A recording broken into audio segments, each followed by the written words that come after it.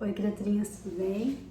Então hoje a gente vai fazer, obedecendo até uma enquete que eu fiz, a torta de atum, tá certo? Então é uma torta muito simples, né? Uma receita que eu aprendi lá com a minha mãe no interior, tinha um encarte da maisena, porque vocês não são desse momento, né? Mas tem que entender que lá no interior, agora as panificadoras são super sofisticadas, tem o que você quiser e tal. Mas lá quando eu era criança, né, geralmente tinha pão, né? Era padaria. A gente nem chamava panificadora, padaria. Então na padaria tinha pão, tinha tudo isso que a gente tem condição de consultar hoje, né? De consumir hoje. Então a gente tinha que aprender, né? E eu, como sempre gostei de comer, a gente aprende a cozinhar também, tá certo? É uma torta de liquidificador muito simples. Eu vou depois descrever os ingredientes e o preparo, né, direitinho junto com o vídeo. Mas vou dizer algumas coisas já pra vocês nesse processo, tá? Primeira coisa, separe os ingredientes por óbvio, né? Eu vou colocar no liquidificador, você não consegue ver muito aqui porque eu não tenho muito ângulo e, né, como vocês sabem, a receita é só parte do processo, então eu não me preocupo muito com isso, né? A conversa, né, na minha concepção é mais importante do que a receita, tá? A receita é só um motivo. Na minha casa sempre foi assim, né? A cozinha foi um lugar de muita conversa. Nem televisão a gente tem na cozinha, né? Pelo menos eu não tenho, na minha infância a gente também não tinha televisão na cozinha, então a gente conversava muito, né, em volta da mesa. Bem pelo contrário, minha avó tinha um fogão a lenha enorme, feito sob medida. Então assim, no inverno, né, era um lugar que a casa inteira, né, se encontrava ali para aproveitar, tá? Bom, vou começar então a colocar os ingredientes. Primeiro 2 copos de leite e assim, os ingredientes, né, molhados, úmidos, sempre vão primeiro quando você tem que bater alguma coisa no liquidificador, tá, gente? Parece uma dica simples, mas eu tô falando partindo do pressuposto que você está iniciando na cozinha. Então, 2 xícaras de leite, tá? Aí, 1 xícara de óleo. 3 ovos. Assim, olha, bata, né? Quebre os ovos primeiro. Eu faço até assim, eu quebro num potinho e depois coloco aqui. Porque tem um pessoal desocupado que vai no supermercado e fica procurando os ovos maiores. Aí eles tiram os ovos daquela validade, tá? E aí, assim, você tá comprando o ovo fresco, com a validade, né, adequada e tal, mais fresco que você conseguiu ali, e tem 1 ou 2 ovos no meio que estão ali, né, de outra caixa, porque a pessoa, ela é tão assim, sabe, ela é tão, né, egoísta, que até os ovos dela tem que ser maiores, entendeu? Então, assim, né, recomendação, quebre os ovos antes. Lembra que a minha avó falava que o preguiçoso trabalha 2 vezes? Você imagina se eu quebro o ovo direto aqui no copo do liquidificador? Gente, vocês não têm noção. Estraga tudo, né? Um ovo podre, não preciso nem falar pra vocês, né? O cheiro e a condição estraga completamente o que você já colocou no copo, né? E fora aquele momento que você tem que voltar atrás e fazer tudo, tá? Então, dica, né? Quebre o ovo antes num potinho e daí coloque na receita. 3 ovos. 1 xícara de farinha. Medidas, tá vendo que eu meço tudo? Já falei isso pra vocês, né? 1 xícara de maisena. Eu falei que essa receita era do encarte da maisena, né? Mas eu acho que a maisena realmente deixa a massa mais fofinha, assim, sabe? Um pacotinho de 50 gramas de queijo ralado, tá? Na receita da minha mãe falava assim, à vontade. A vontade é uma coisa muito subjetiva, né? Eu já falei pra vocês que eu gosto de medida. Eu achei, né, pelas minhas considerações, que 50 gramas de queijo ralado ficava bom e exagerado, né? Porque a gente coloca muito e também fica esquisito, tá? Então aqui 50 gramas de queijo ralado, tá? Aí tá escrito lá 1 colher de sal, 1 colher de sopa de sal. Eu coloco esse tempero aqui, meu segredo da mágica, tá? Às vezes eu coloco sazon e tal. Eu coloco sempre um temperinho pronto, tá, gente? Eu sei que não deveria, que não é saudável, blá, blá, blá. Mas eu, né, me dou o direito de consumir algumas drogas lícitas, tá certo? Né? Então aqui, ó, coloquei aqui, abri o sachê, tô colocando o sachê inteiro. E eu acho que ele não é muito carregado no sal, então eu coloco, né, eu gosto de coisa bem salgadinha, daí eu coloco a pontinha de 1 colher de sal pra terminar aqui.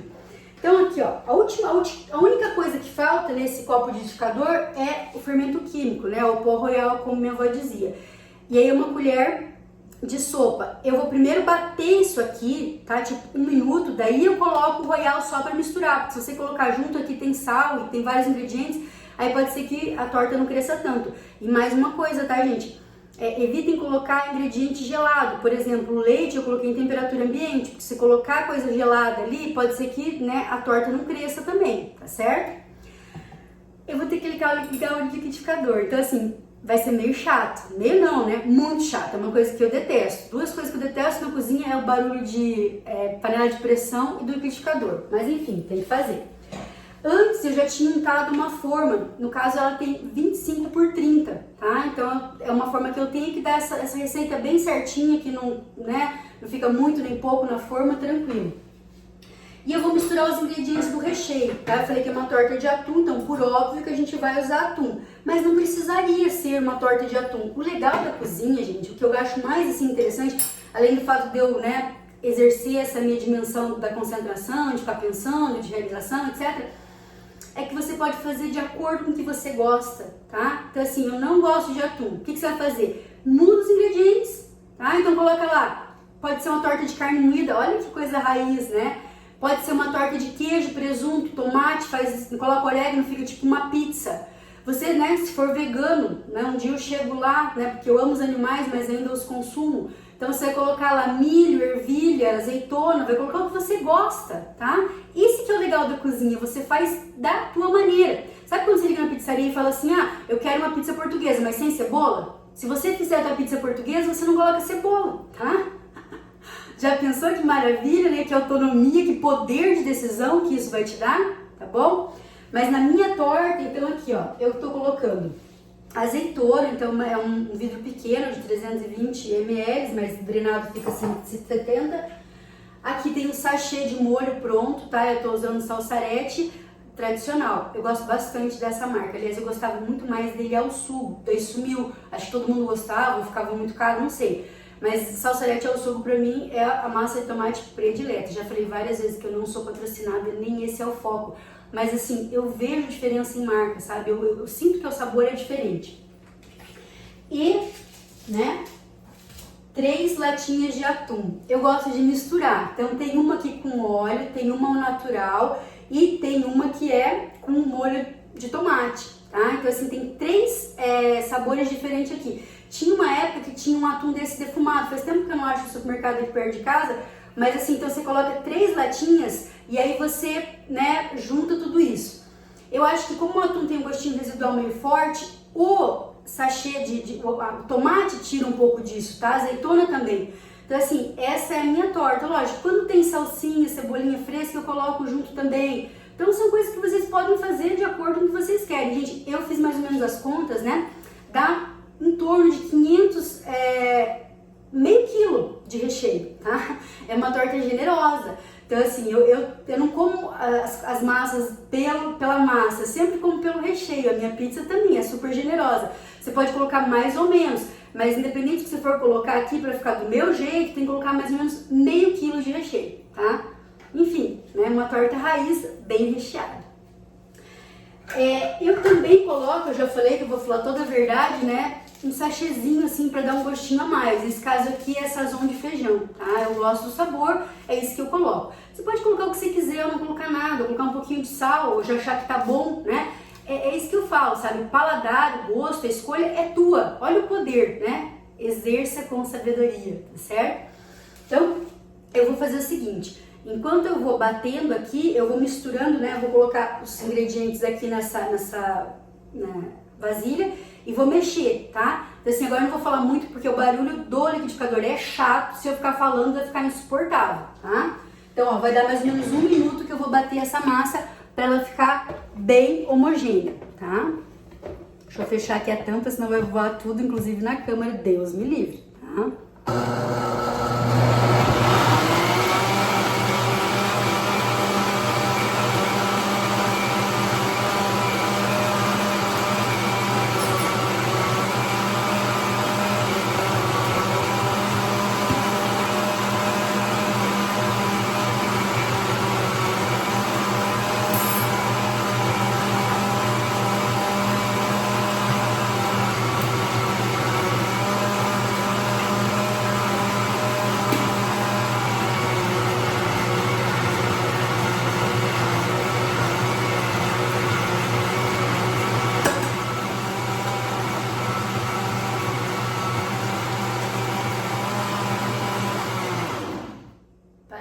gente, porque isso é muito chato, deu o tanto, né, necessário. Eu tô drenando aqui, tá? Tudo que eu coloco é drenado, então você vai drenar, você vai, né, tirar, você pega a latinha aqui, ó, aperta, né, tira o abre e fecha fácil dela, aperta dentro e tira o excesso de líquido, senão vai ficar muito lambuzado. Isso, né, se você colocar muito líquido, tem diferença sim na hora que você for fazer, né, colocar ela pra assar, tá? Então eu tô na segunda, vou fazer a terceira aqui. Como eu falei, eu misturo sabores, eu gosto disso. Né? Você pode fazer de um jeito só, se colocar tudo sem né, natural, vai ficar uma torta mais light, tá? Então você que escolhe o que você vai fazer nesse momento, né? Como eu disse, né, o meu ascendente é aquário, né, e o Sagitário forte no mapa adora não ser obrigado a seguir um padrão. Apesar de eu ter um procedimento único, tá? O padrão aqui é, né, bem diferenciado. Então aqui vou pegar também, drenar a azeitona, não dá pra colocar a azeitona com toda a água, né, possível, imaginável. E eu já pego a azeitona fatiada, tá? Porque eu não tenho muita paciência. Lá no interior a gente descaroçava e tal, e colocava, você pode fazer isso, né? Até uma terapia, como eu falei. A gente pode fazer isso. Mas eu particularmente, dessa atividade repetitiva, eu não gosto, tá? Então, ó, coloquei todos os ingredientes, né? Vou colocar o sachêzinho de Sazon, tá? Que é o que eu uso, Sazon de feijão. E vou misturar, tá? Tem que misturar esse ingrediente aqui. Então, o que eu falei pra vocês? Eu bati a massa, ela tá já, né, tranquilinha ali, ok? E eu vou agora colocar aquela colher, né, de fermento que falta. Se você não colocar o fermento químico, o que vai acontecer? A torta não cresce, tá? Deus o livre esquecer, tá, gente? Eu só não bato junto porque eu acho que ela cresce menos, tá certo? Então aqui, ó, misturei os ingredientes, tá? E aí, vou colocar só a última colher aqui de fermento químico e dá nem 30 segundos, nem isso, tá? Só dá aquela misturadinha, né, no copo do liquidificador, tá certo?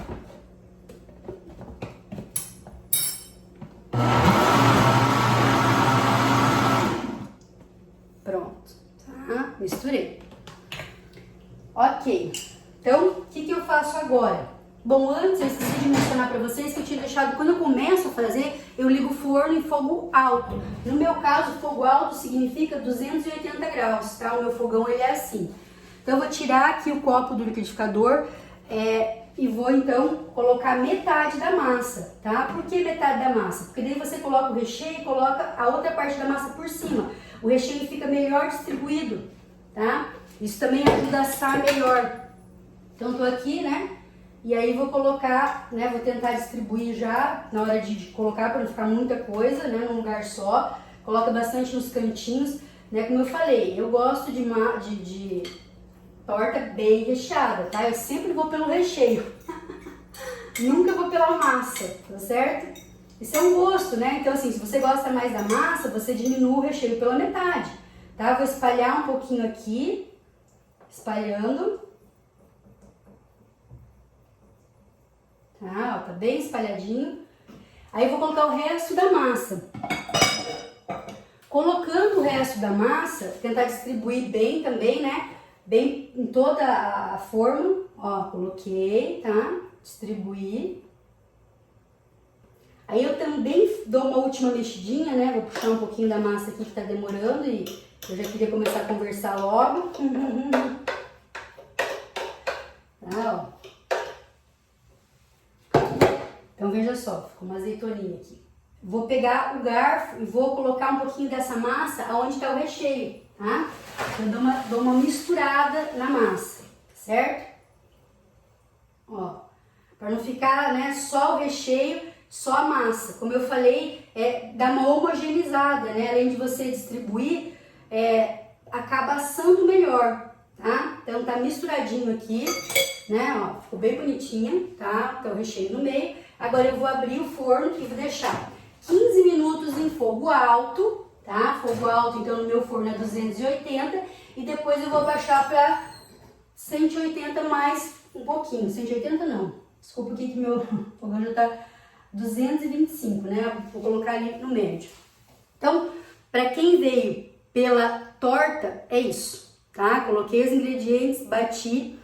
Coloquei numa forma untada, coloquei metade da massa, coloquei o recheio, coloquei outra parte da massa, coloquei para assar.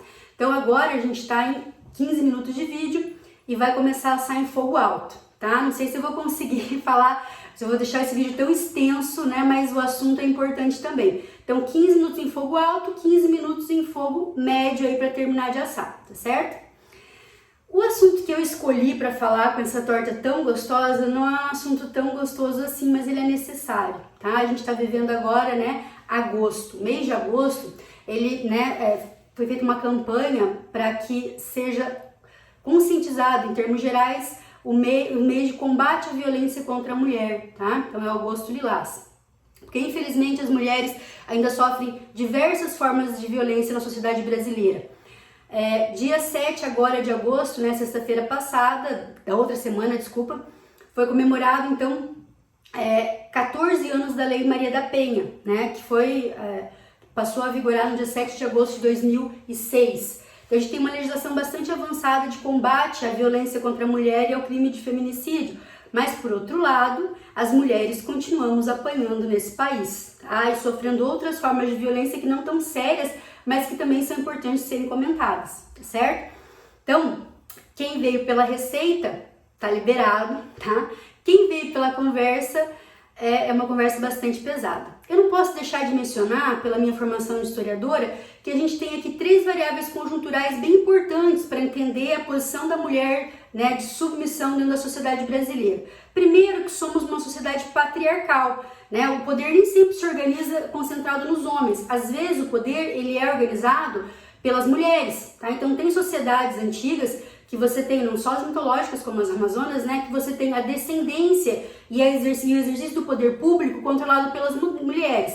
Então a gente tem as sociedades chamadas matriarcais, tá? Não é o nosso caso, a nossa matriz é patriarcal. O poder e o controle, o poder público, né, e a descendência, né, o controle do patrimônio é masculino, tá? São os homens que fazem isso, tá certo? Se fossem as mulheres que controlassem o poder enfim, né, a descendência, né, a herança, não só em termos de patrimônio, mas em termos de exercício do poder, não teria problema com relação à reprodução, porque mesmo antes do exame de DNA, né, que só surgiu em 1985, da mãe a gente sempre tem certeza, tá? Então, assim, o útero, né, esse forninho, esse grande, né, portal para trazer vida à Terra. É preciso 2 gametas, mas é o útero que gera, né, que alimenta esse novo ser humano, é ter o único portal para chegar à Terra. Eu sempre gosto de registrar isso, por isso, né, respeita, tá certo? Você, todos, inclusive os mais machistas, foram gerados por uma mulher, tá certo? Não tem como. Mas as mulheres às vezes somos mais machistas que os homens e esse é um outro foco da conversa, tá?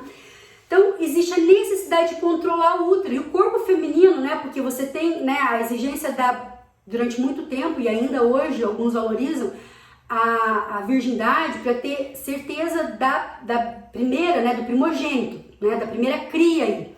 Mas você tem que controlar o corpo da mulher em termos gerais, né? Porque ela precisa ser contida, né? Então, por isso que a civilização ibérica, né, vai colocar as mulheres num quartinho lá no fundo, não as deixa frequentar a rua, não as deixa trabalhar, a gente só pode sair para ir para a igreja, tá? E ainda assim de forma controlada, não podemos estudar durante muito tempo, né? Tô falando de 300, 400 anos de exercício de poder patriarcal, tá? Então essa é a primeira variável importantíssima.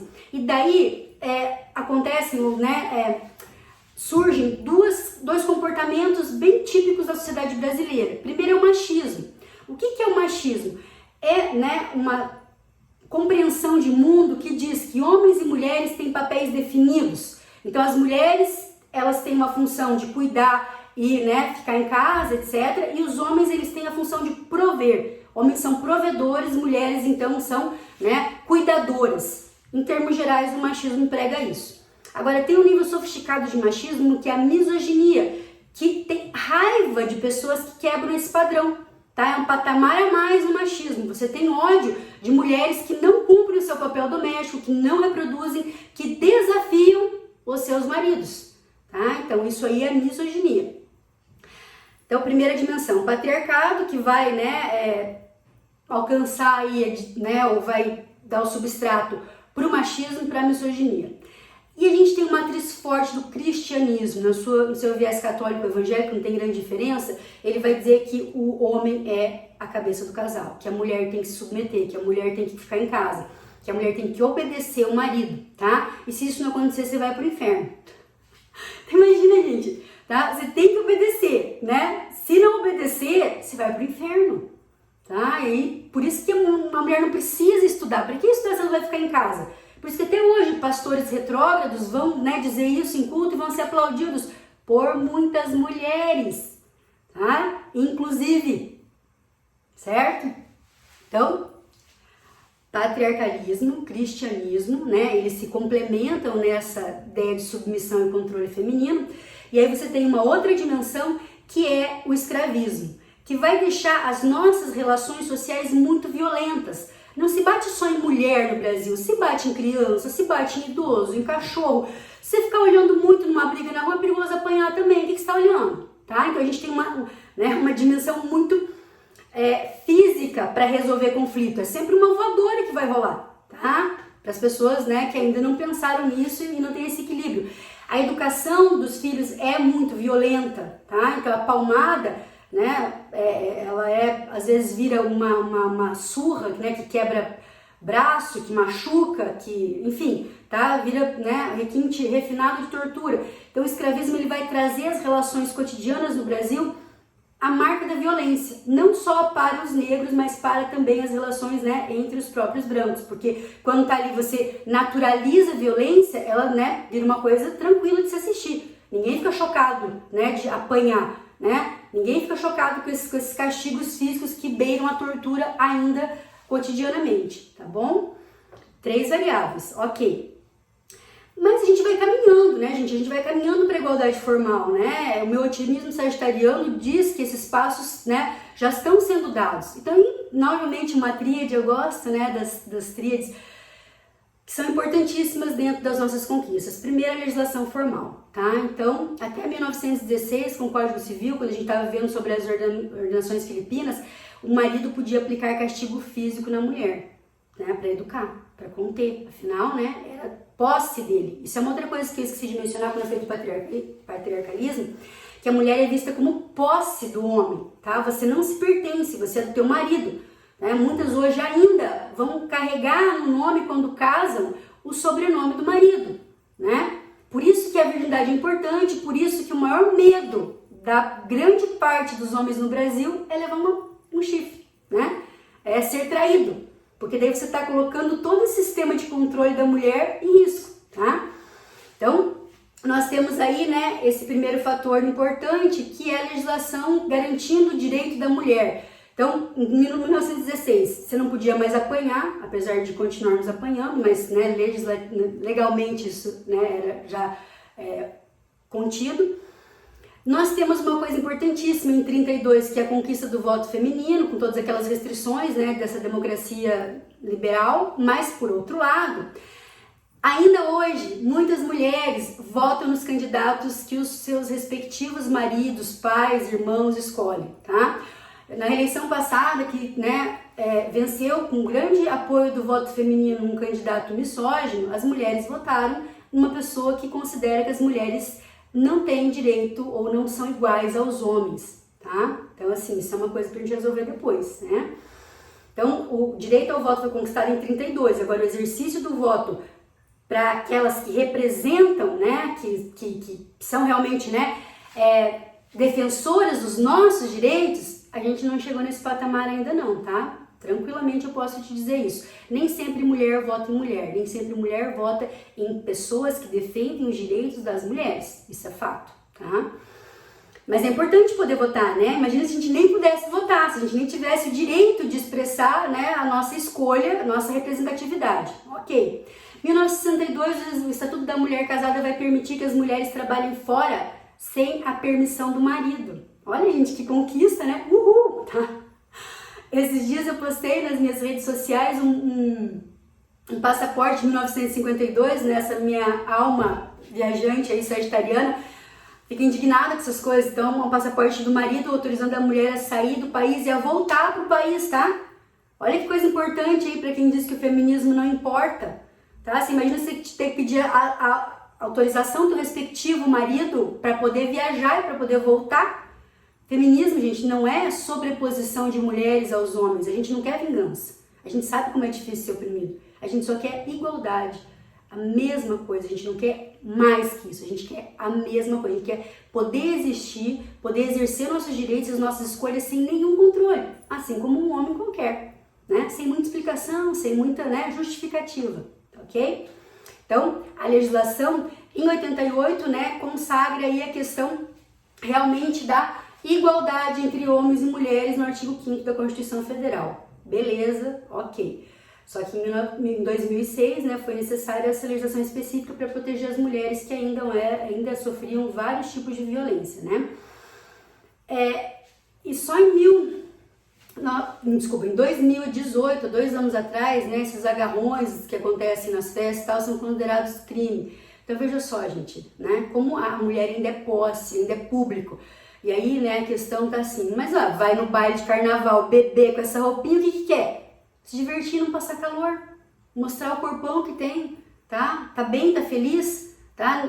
Por exemplo, gente, agora na pandemia, né, gente que nunca fez nada tá saindo para correr. E aí eu moro aqui perto da 7 de setembro, que é uma via, né, bem usada pelos corredores eventuais, e nem tão eventuais assim. E aí na 7, vários homens passam só de shorts, com o corpo bonito, tudo, e ó, ok? E se as mulheres fossem correr só de shorts, será que pode? Então, é isso que a gente quer. Não que eu vá correr, né, Deus o livre, não quero nem correr com shorts, sem shorts, não é isso. Eu faço pilates porque eu, né, preciso, nem pilates eu, né, tô 100% ainda convencida que é gostoso. Então, assim, não é isso, é o poder fazer, assim, ter medo de ser agredida, de ser agarrada, né, de passarem a mão sem você estar pedindo por isso. Os caras passam sem camisa e eu não tô passando a mão neles, certo? É isso que a gente quer, tá? Então, legislação é importantíssima, né? Mesmo que a gente não tenha conseguido o patamar da igualdade material, a igualdade formal já existe. Trabalhar é necessário, ninguém é autônomo se não paga suas contas. Então, entramos no mercado de trabalho no século XVIII, XIX, principalmente com a Revolução Industrial, mas em funções acessórias, porque a gente era mão de obra barata. A grande ascensão da mulher no mercado de trabalho vai acontecer mesmo depois da Primeira e Segunda Guerra Mundial, que a gente consegue ocupar outras funções, né? Os homens vão para a guerra, as mulheres têm que, né, também exercer não só os trabalhos menos remunerados, né, que eles consideravam adequados para as mulheres, mas elas estão em toda a estrutura. E não quer dizer que a gente tenha igualdade com relação à remuneração e oportunidade, né? Só um problema. Um parênteses, assim, só para você... Eu gosto de exemplo que ele deixa visualizar as coisas. Então veja só, quando você vai para uma entrevista de emprego e se você tiver 2 filhos, vão perguntar para você com quem as crianças ficam? Tenho certeza que vão. Se elas têm escola integral, certeza absoluta. Se um homem com 2 filhos for entrevistado numa empresa, vão perguntar com quem que as crianças ficam? Claro que não, fica com a mulher, né? Por óbvio, senão ela que resolva. Tá? 2020, certo? Por isso que a gente está tendo essa conversa aqui.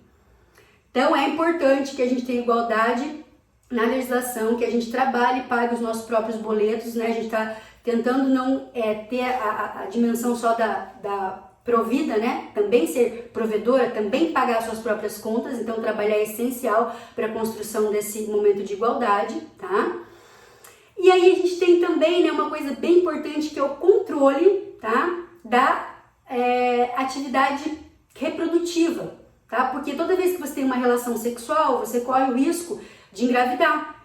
E como, né, isso tem um peso para a mulher, que você vai ficar gestando 9 anos, no primeiro ano a dependência física da mãe é forte, muitos homens nem assumem, né? Tipo, somem, ou vem no final de semana para tirar uma foto para postar no Face, né, pagar de pai participativo. Então, as mulheres que acabam, né, tendo essa grande dimensão da maternidade. Então, para que eu possa trabalhar, para que eu possa desenvolver minha vida profissional, eu tenho que controlar a minha atividade reprodutiva, se eu quiser ter uma vida sexual ativa, por óbvio, tá? Porque também se você ficar em abstinência, lógico, né, que não reproduz. Então assim, gente, quanto que a mulher consegue controlar a reprodução? Apenas, tá? Apenas em 1960, com a invenção da pílula anticoncepcional. 2 anos depois ela chegou no Brasil. Então pensa que em termos de geração, são 3 gerações apenas. A tua avó não controlava a reprodução, por isso que tinha aquele monte de filho, tá? Falando em avó, só um parênteses aqui, eu vou baixar o fogo, porque eu controlo o tempo, tá? E deu 15 minutos, senão a minha torta vai queimar. Coloquei aqui, né, em fogo baixo, então dei uma baixada aqui. Vou até dar uma, não posso abrir o forno, porque também se você abrir enquanto ela tá assando, hoje tá um dia meio frio, pode ser que ela baixe. Mas pode ter certeza que vai dar certo, sim. É mais 15 minutos, então, em fogo, né, médio. No caso ali, 225, né, no meu fogão. Então, voltando aqui para essa questão da atividade reprodutiva, que as nossas avós não tinham controle, tá? E mesmo nenhuma pílula anticoncepcional, ela é 100% segura, tá? Vocês sabem disso, né? Toda vez que eu vejo aquele meme do nenenzinho com o DIU grudado na cabeça, eu falo, minha Nossa Senhora, né, do bom parto, proteger as mulheres. Eu fico sempre falando para as minhas meninas assim, né, não engravidem e tal, porque é muito difícil, porque vocês, né, vão ter que compor tudo isso. Mas enfim, né, fechado esse parênteses. Então é necessário que a gente alcance e controle a atividade reprodutiva, tá? Então nós temos que poder, né, ter atividade sexual sem reproduzir no momento que não é adequado pra gente. E nem ter aqueles 8, 9 filhos das nossas avós, né, gente?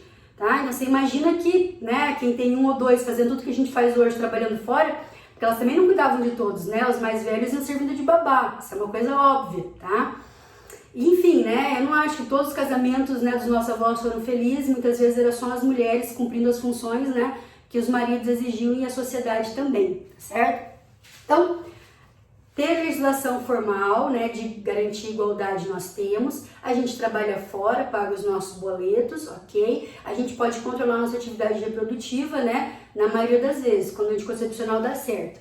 Mas por que então algumas mulheres se sujeitam a uma relação tóxica? Por que muitas mulheres chegam a apanhar dos maridos se elas não dependem deles para comer, se elas não têm filhos que dependam deles? Então, assim, né, para as nossas avós, como é que você, às vezes, uma mulher analfabeta ia sair de casa sem trabalhar com 3, 4 filhos para criar? Você não teria condição de fazer isso, tá? A gente não faz isso. Agora, como é que uma mulher, né, que tem o seu próprio sustento, tem o seu próprio emprego, às vezes dá todo o salário pro marido, só banca os sonhos dele, tá? Faz as coisas que ele quer, aceita ser humilhada cotidianamente, porque a lei de Maria da Penha, dê uma olhada, gente, eu acho que uma leitura bem interessante, ela vai dizer das diferentes formas de violência. Então tem a psicológica, tem a patrimonial, tá? Tem a física, que é evidente, mas tem a moral. Então quando, né, o teu namorado diz que você é burra, ele está sendo violento com você, tá certo? Então a gente tem que cuidar desses momentos aí que a violência ela começa não crescendo. Né, num relacionamento onde uma mulher apanha com regularidade, ela nunca começou com uma primeira surra. Primeiro foi chamada de burra, depois levou um empurrão, depois teve que trocar roupa, depois, né, levou um tapa e aí acontece a primeira surra. E vai não crescendo até que, infelizmente, muitas acabam morrendo. Por que as mulheres não saem de casa na primeira surra? A violência tem um componente muito forte psicológico, né? Vocês sabem do ciclo da violência. Então eu tenho ali aquele momento de tensão, onde, né, o marido é agressivo de forma, né, verbal ou física, né? Estoura no ato, ele vai ficando agressivo, vai ficando, né? Vai invocando com tudo, né? Te controlando em tudo. E aí ele comete o ato violento, né? Ou uma briga, ou, né, uma agressão física. E depois vem a lua de mel, onde a gente pede desculpa, diz que nunca vai acontecer, que você é a mulher da vida dele, que você é a única que o entende e pode salvá-lo. Veja como isso é nocivo, gente. A gente tem que cuidar da gente, não de outro adulto, tá? Não é assim que tem que ser, nós não temos que carregar o mundo nas costas. Nós não temos que ser responsável pela sanidade psicológica de outra pessoa. Da nossa já tá difícil, tá? Então, os relacionamentos tóxicos, eles vão sendo alimentados por isso, tá? Você tem um crescendo e você tem esse ciclo, né? Pode ter certeza que esse homem que bate na mulher, às vezes é o melhor marido do mundo. É aquele que lembra de comprar flores, é aquele que faz carinho, que leva café na cama. Porque, na verdade, como eu falei, ele tá pedindo desculpas.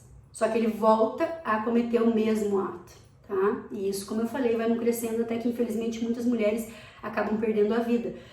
Que foi um caso muito parecido, né, com o que aconteceu com a Maria da Penha, se vocês verem a biografia dela. Bom, ok. Vocês estão entendendo todo esse contexto, né? Agora vamos ver, né? Eu queria fazer um TikTok aqui, né, Carlos? Carlos Coller, olha só. Tô quase baixando o TikTok, meu primeiro TikTok com certeza vai ser com você. Mas enfim, eu vou fazer uma brincadeira muito parecida no TikTok, né? Quem nunca, quem já, tá? Então primeiro para as mulheres. Quem já mudou de lado numa rua porque tinha um grupinho de homens, né? Pode ser de dia ou de noite. Quem já tirou determinada roupa porque, ou não comprou determinada roupa porque o namorado iria ficar com ciúmes? Por que você quer se vestir assim? Você já conheceu o homem da tua vida, você quer se mostrar por quê? Porque eu sou linda. Porque eu coloquei um silicone e ficou maravilhoso. Porque eu quero mostrar o meu decote. Porque eu posso. Tá? Eu não tô no mercado. Meu relacionamento é com você, mas você não pode controlar o que eu visto. Quem nunca? Agora a provocação é forte, tá? Deixou de lado uma amiga puta porque o namorado pediu. Sabe quem é puta, né? Aquela mulher que tem um comportamento sexual ativo, solteira, e que faz o que ela quiser, assim como um homem regular. Mas aí, ao invés de colocar essa mulher como livre, né, tem um eufemismo pegadora, como, né, uma mulher que exerce a sua sexualidade, né, de uma forma positiva como os homens, esse cara é pegador, garanhão e tal. As mulheres que têm um exercício sexual livre, sem restrições, solteiras, são muitas vezes denominadas putas, tá? Então quem não deixou uma amiga puta porque o namorado falou que não era boa companhia? Porque o pai não falou que era boa companhia? Meninos, pais, por favor, não tratem, não coloquem a sua filha numa redoma, nem tratem, corrijam ela de forma violenta, tá? Ela vai entender que a violência pode significar amor, afeto, e ela vai buscar um homem com características muito próximas à sua, né? Freud sempre explica, tá? Então, só esse parênteses. Agora eu vou falar pros meninos. Pros meninos, quem já e quem nunca. Quem já foi chamado de mulherzinha quando foi sensível ou fez alguma atividade, né, que é exclusivamente feminina, como, por exemplo, lavar a louça. Quem já teve que engolir o choro, porque é homem, porque homem não chora, tá? Porque você é o quê? Uma mulherzinha? Então, gente, o machismo, onde você determina que emoções cada um pode sentir, que papéis sociais cada um ocupa, é muito tóxico e muito negativo para os próprios meninos, tá? Eu tenho um filho, então assim, o meu filho, ele nunca mandei ele engolir o choro porque ele é homem. Às vezes eu falo, meu amor, pare de chorar, porque isso não resolve nada. Gente, ele é canceriano. Se eu for deixar ele chorar, ele fica chorando o dia inteiro. Então, Matheus, agora tá, conversamos sobre isso, agora vai lavar o rosto, chega, tá? Isso é diferente de dizer engula o choro porque você é homem, tá? A gente tem que trabalhar as características dos nossos filhos, sim, mas a gente não pode também colocá-los eles dessa maneira, né? Porque daí você tá protegendo demais, né? Você tá, enfim, criando, né, uma redoma aí com relação às coisas que acontecem na vida, tá? Então, muita calma nessa hora. E falando nessa dimensão da liberdade sexual feminina, né?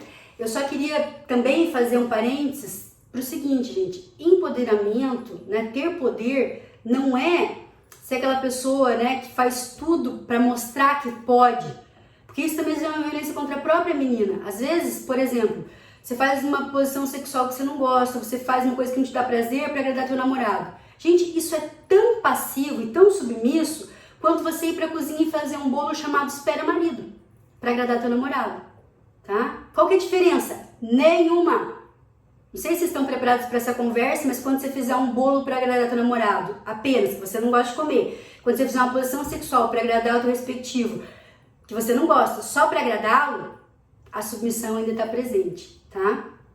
Então, assim, ser, né, ou ter poder, ser empoderada, significa decidir, inclusive, o que eu não quero fazer. Eu não gosto disso, não vou fazer, cara. Relaxa, faça você, tá? Ou não mostrar, né? Daí tem uma, né? Fazer, né? Várias. Não é isso, não é se mostrar. Você pode mostrar sim. Algumas têm uma sexualidade forte, né? São pegadoras mesmo. Olha, tá tudo certo, não tem problema nenhum. E outras vão ter, né? Aquele momento mais tranquilo. E ok. Tadinho dos meninos que nem podem ser mais tranquilos, né? Porque se eles forem tranquilos, pô, cara, você é viado, você não vai pegar mulher, você não vai lá com a gente pegar, entendeu? Você viu como que é tóxico pros dois lados? Que a pessoa não pode nem ser quem ela é. Ela não pode nem ser romântica, ela não pode ser nem tranquila, né? Ela tem que ter a mesma libido, a mesma, né? Todos os homens têm que ter esse libido alto, nem todos têm, gente. Respeitem o ser humano, tá? Deixa ele ser quem ele nasceu para ser, daí ele vai ser feliz, certo? Então, fazer pelos outros sexo ou bolo é submissão igual, tá? Fica aqui, né, esse momento, né, de eu sendo eu. Então agora, né, para finalizar essa nossa conversa, eu vou dizer para vocês no que eu acredito realmente, né? Eu acredito realmente na educação, dentro de casa mesmo. Porque numa sociedade machista, onde homens e mulheres têm papel determinados, quem é responsável pela educação dos filhos e para propagar o machismo nos meninos e nas meninas somos nós, mulheres, tá? Eu vou colocar uma coisa pessoal aqui, né? A pessoa mais machista que eu conheci foi a minha avó paterna, tá? E ela educou meu pai. Ele não poderia ser outra coisa a não ser um machista, né? Ela educou ele, então, como o homem não chora, né? Que ele era o homem da casa. Eu lembro uma vez que eu e meu irmão viemos morar aqui em Curitiba, a gente morava num apartamento, meu irmão tem 1,88 m, tá? Eu tenho 1,64 m, eu cozinhava e ele lavava roupa. Quando minha avó ficou sabendo que eu tinha que lavar roupa, ela quase chorou, gente. Ela ficou com uma raiva de mim. Por quê? Porque isso não é coisa de homem, tá? Então as relações, elas são assim. E aí, ó, eu falei que o Freud explica, mas ele não limita. Você não é mais aquela criança, você não é mais aquela pessoa que tem que obedecer o que a sua família quis. Uma outra amiga querida, Ana Paula Pellegrinello, disse uma coisa uma vez numa banca que calou fundo, né, em todas as mulheres. A família é a nossa maior prisão. O que a gente faz pela família, o que a gente faz para não desagradar o nosso irmão, o nosso pai, o nosso respectivo, né? Aquele que é dono do nosso coração, o que a gente não faz por amor. Tá? Isso é a prisão maior. As mulheres andam atrás no Oriente Médio não é porque elas são inferiores aos homens, é porque elas são protegidas por eles. A proteção, gente, é uma manuela dourada muito complicada, tá? Que ela exige coisas de vocês, né? Eu falo isso de vocês porque, né, eu não gosto muito dessa ideia de proteção por essa outra dimensão que ela exige, tá? Então, assim, sou eu, tá? E lógico, né, sem exagero, respeitando a tua personalidade, né? Então, a gente gosta de se sentir protegida, né? Eu acho que isso sempre, na minha vida, isso sempre teve uma dimensão de limite. Mas aí vai ser, né, sei lá, né?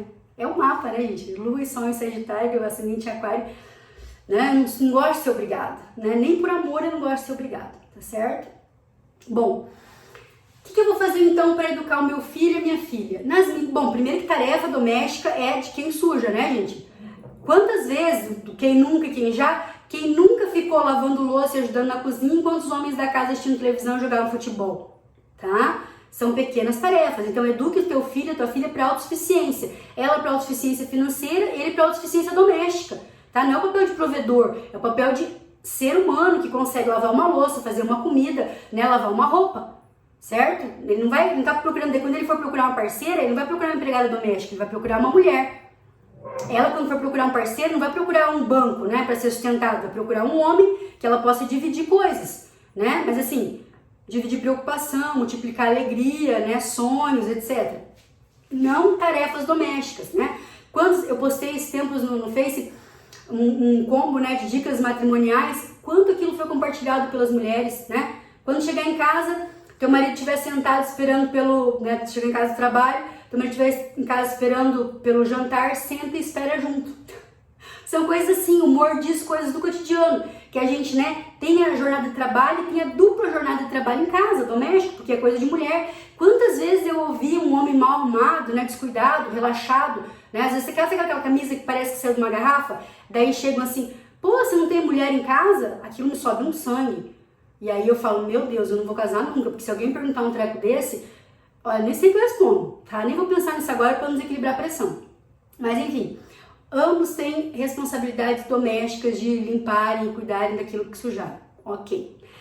A outra questão, reforce nas meninas a segurança, a autossuficiência, a capacidade de conseguir fazer tudo, de não ser protegida, elas são fortes, são poderosas. Como eu tenho que acalmar as minhas alunas de monografia para dizer que elas podem falar em público, para dizer que elas vão conseguir fazer a monografia, os meninos geralmente não têm esse problema, porque eles sempre se sentem capazes. Então reforcem a segurança nas meninas. E digam, né, para elas com todas as letras, vocês não são responsáveis por ninguém mais além de vocês mesmos, tá? Para que elas não se sintam salvadoras ou, né, recuperadoras de pessoas com problemas psicológicos, tá certo? E nos meninos, gente, reforcem a sensibilidade, ensinem eles a identificar qualidades, né? A dizer assim, olha, eu tô triste, se eu tô triste, o que eu vou fazer? Eu vou chorar, eu não vou bater em alguém. Até na demonstração mínima de afeto, eles têm umas coisas assim. Já viram um menino lá, dei aula para pra terceira série, que tem 9, 10 anos, aí a criaturinha, né, quando gostava da outra, ia lá e puxava o cabelo. Ao invés de dizer pra mandar uma cartinha, né, fazer um bilhete, que nem as meninas fazem, eles puxavam o cabelo e iam correndo. Vocês não sabem demonstrar afeto. tá? E você não saber, né, dizer o que sente de outra forma senão física. Deixe os meninos se abraçarem, deixe eles andarem de mão dada entre eles, as meninas fazem isso. A gente restringe até o conforto físico entre eles, tá? Então os homens chegam se dando tapinha, multa. Abraço é só quando for pai, filho, irmão, senão é viadagem. Olha o que a gente faz com o ser humano, gente. E os carinhosos, tá? E os que precisam disso. Não é meu caso, eu não gosto muito, mas sabe o menino que precisa ser abraçado? E eu sou uma menina que nunca gostei disso tudo. A minha mãe fica bem revoltada, ainda bem que meu irmão gosta. Mas assim, eu nunca fui de beijar e abraçar, eu não gostava disso. Só uma coisinha antes de terminar, eu vou ver como é que tá a minha torta, né? Porque eu estou controlando o tempo e ela está certinha, perfeitinha, tá? Deixa eu segurar aqui certinho para não queimar minha mão. Vocês conseguem ver aí, tá? A torta tá aqui, tá pronta, né? E eu tô falando ainda, tá? Então essa é a torta de atum que todos gostam, né? Pelo menos quem gosta de atum. Então, para fechar todas essas considerações, né? Eduquem os seus filhos para a igualdade, porque no feminismo a gente nunca vai querer sobreposição. Eu já falei, nós fomos, né, oprimidas e não é legal. Sabe o que a gente quer? Igualdade, tá? A gente não quer guerra, a gente não quer vingança. Lembra da Malévola? É só não cortar as asas dela que ela não vai entrar em guerra com ninguém, tá? Não foi ela que começou, tá? Ela foi, infelizmente, né, enganada e sofreu esse baque aí de perder as suas asas. Olha que linda essa metáfora, tá? Para um homem que ela confiava, que ela amava, que foi, né, esse homem, infelizmente, abusivo nessa relação, tá certo? E no mais, metam a colher em briga de marido e mulher, acolham as mulheres, né? Tem um problema muito sério de autoestima, de não se sentir capaz, não se sentir amada, de se sentir, né, enfim, a salvadora desse marido, né? Não condenem, mulher não gosta de apanhar, ninguém gosta de apanhar, tá, gente? A gente tá preso às vezes, né, num emaranhado aí de emoções que você não consegue se libertar, tá? Quem nunca fez uma coisa por amor contra o seu próprio gosto, enfim, a gente faz isso e as mulheres fazemos por educação, né? Por controle do corpo, por controle da fala, né? Pela família e ser essa grande prisão de expectativas que são criadas, né? E denunciem, né? Denunciem, porque no tempo de pandemia a violência contra a mulher está cada vez pior, tá? Desculpa a conversa tão demorada, mas eu acho que o assunto não podia ser tratado de forma mais leve que isso, beleza? Fiquem bem, né? Reforcem o sentimento de sororidade, parem de competir por homens, gente, eles não têm mais a função de prover proteína animal, você trabalha, você compra o teu próprio sustento, tá? Então assim, parem de competir com outras mulheres. Novamente, esses dias eu tive aquele desafio lá do Facebook, marque, né, 9 mulheres, fui marcada, fiquei bem feliz, fui fazer, não consegui, porque eu conheço bem mais que 9 mulheres que eu admiro, e uma das que eu mais admirava e mais linda, não foi marcada por ninguém. Então você admira só aquela que não compete com você? Você só admira aquela que não é puta? Que não coloca o teu relacionamento em risco? Ou você admira uma outra mulher na essência, na liberdade, naquilo que a gente nasceu para ser, tá? Então assim, é uma construção, em passos de formiga e sem vontade. Vez ou outra, mulheres votam em candidatos misóginos e a gente vive um pesadelo, como eu me sinto vivendo nesse país, né, faz 2 anos, tá certo? Lembre-se, né, os direitos não estão garantidos, né? Lembre-se do Oriente Médio, né, as mulheres livres e agora usando burca, tá? Então assim, não entendam isso, né, como tudo é um teor de luta, né? A luta, ela é necessária para a conquista e manutenção dos direitos, tá certo? Então vamos fazer esse agosto lilás maravilhoso, né? E lutar aí pela igualdade, pela sororidade, porque já passou da hora da gente fazer isso, combinado?